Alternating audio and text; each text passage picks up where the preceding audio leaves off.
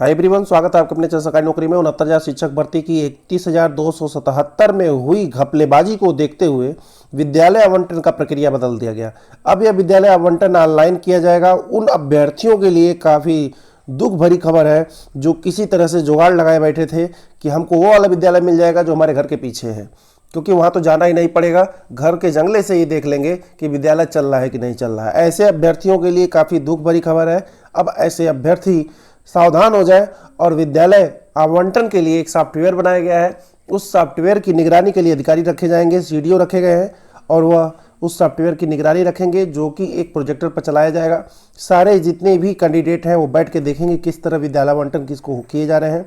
और पूरी प्रक्रिया के दौरान जो प्रोजेक्टर व्यवस्था की जा रही है ये काफ़ी एक फ़ायदेमंद होगा उन अभ्यर्थियों के लिए जो किसी तरह का जुगाड़ नहीं लगा पाते हैं। वही 3 नवंबर तक विद्यालयों का कार्यभार ग्रहण करा दिया जाएगा। अगर आप यहाँ मेरिट देखेंगे तो चौंक जाएंगे। कैसे चौंक जाएंगे? मेरिट देख सकते हैं यहाँ पे 95.31 से 69.44 तक मेरिट गई हुई है। अब आप अंदाजा लगा सकते हैं 95.31 मेरिट ग्रहण करने वाला अभ्यर्थी किस तरह से ग्रहण किया होगा। कुछ इसमें सही भी होंगे, कुछ इसमें गलत तरीके से भी शामिल होंगे। हल्ला होता रह गया, कुछ नहीं हुआ। और होता भी क्या है, जब तक अभ्यर्थी किसी तरह का विरोध नहीं करते व्यापक स्तर पर, जैसे रेलवे वालों ने किया और एग्जाम डेट निर्धारित करने पर विवश कर दिया, वही 69,000 शिक्षक भर्ती में 37,339 बचे पदों पर नियुक्ति करने की मांग कराई गई है कि किसी तरह इस भर्ती प्रक्रिया को भी आगे बढ़ा दिया जाए। 2 भागों में जो बांट दिया गया है उससे अन्य अभ्यर्थियों का जो नुकसान हो रहा है उसकी भरपाई कौन करेगा, इसको लेकर के देख सकते हैं अभ्यर्थी यहाँ ज्ञापन दे रहे हैं डीएम को। और ये अपने चयन करने की मांग को लेकर के इन्होंने बात कही है। वहीं बलिया जिले से शांतिपूर्ण तरीके से एसडीएम को ज्ञापन दिया गया। कहा गया कि 2 नवंबर को, और साथ में कहा गया कि 2 नवंबर को लखनऊ में होने वाले धरना के लिए भी रणनीति बनाई गई है। आप तस्वीरें देख सकते हैं, ये ज्ञापन दिया जा रहा है ये एसडीएम को, और इस ज्ञापन के माध्यम से बताया जा रहा है कि हम लोग अपनी समस्याओं को अधिकारियों तक पहुंचा रहे हैं, लेकिन उसका कोई निदान नहीं हो रहा है। तो आप माननीय मुख्यमंत्री तक, राज्यपाल तक बातें पहुंचाएं, जिससे हम लोगों की समस्याओं का निदान हो सके। बीसी शिक्षा परिषद के उन तमाम आला अधिकारियों तक पहुंचाएं जहां हमारा निदान हो सके।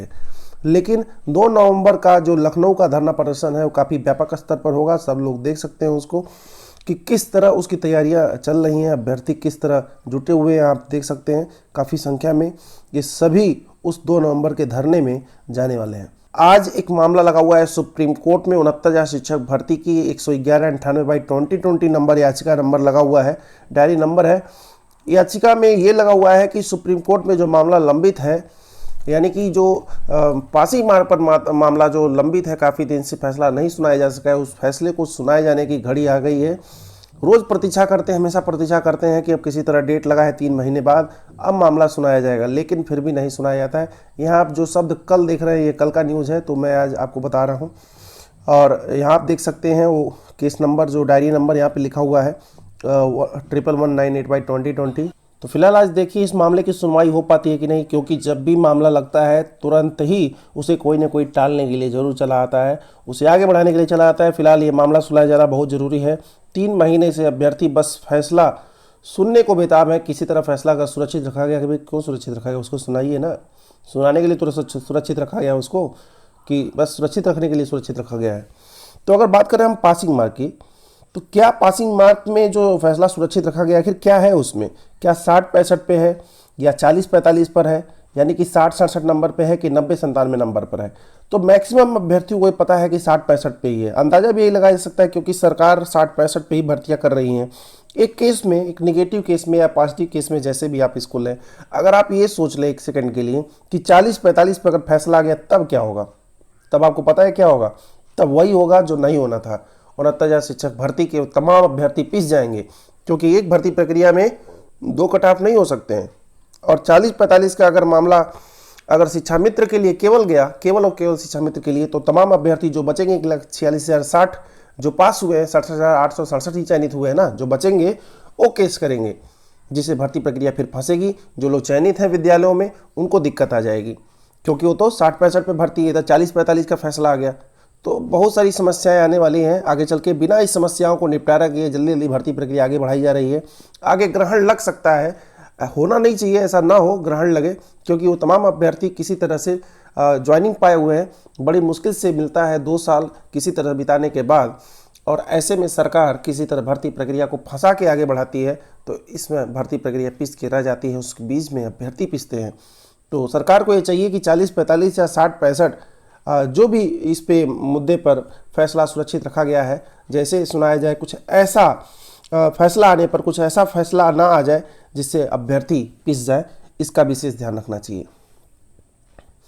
वहीं जो बात आ रही थी कि जब फॉर्म अप्लाई किया था उसमें टेट का नंबर या सीटेट का नंबर कुछ और था, मान लीजिए उन्होंने 93 नंबर पाया था, बाद में टेट का जो संशोधित रिजल्ट आया उसमें मान लीजिए 1 से 2 नंबर किसी का बढ़ गया, 95 नंबर हो गया। अब इसको लेकर के बवाल उठ गया था, काउंसलिंग के समय समस्या आएगी, इसको लेकर के अभ्यर्थियों के दिमाग में एक टेंशन था कि मेरे तो मार्कशीट में टेट के पहले 93 थे, तो वही मैंने भर दिया था फॉर्म अप्लाई करते समय, बढ़ गया तो 95 हो गया, मैं अप्लाई नहीं कर पाया, तो क्या मुझे काउंसलिंग प्रक्रिया में रोक दिया जाएगा?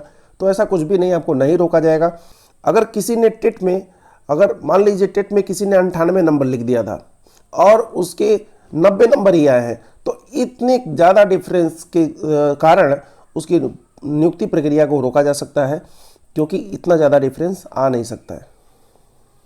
तो यहाँ आप देख सकते हैं टेट वालों के लिए ही 22 दिसंबर एक डेट जो बढ़ाया गया था, डेट को आगे बढ़ा दिया गया था कि जो टेट का रिजल्ट आया था संशोधित, उसके नंबर को इनपुट करने के लिए बहुत सारे लोग इनपुट नहीं कर पाए होंगे, जिससे अभ्यर्थी परेशान ना हो, कोई किसी तरह की कोई समस्या नहीं आने वाली है। सरकार की तरफ से नंबर बढ़ाए गए हैं, सरकार जाने उसी तरह, ये उसी का नोटिस है, ये ऑफिशियल नोटिस है, इसमें यही लिखा हुआ है कि जो रिजल्ट आया था संशोधित, उसके लिए 22 दिसंबर 2 दिन का और समय दिया गया था। 20 दिसंबर लास्ट डेट था 69,000 शिक्षक भर्ती फॉर्म भरने का। फिर भी अगर कोई लोग ना भर पाए हों तो यहाँ लिखा हुआ है पुनः नवीन आवेदन करने की आवश्यकता नहीं है।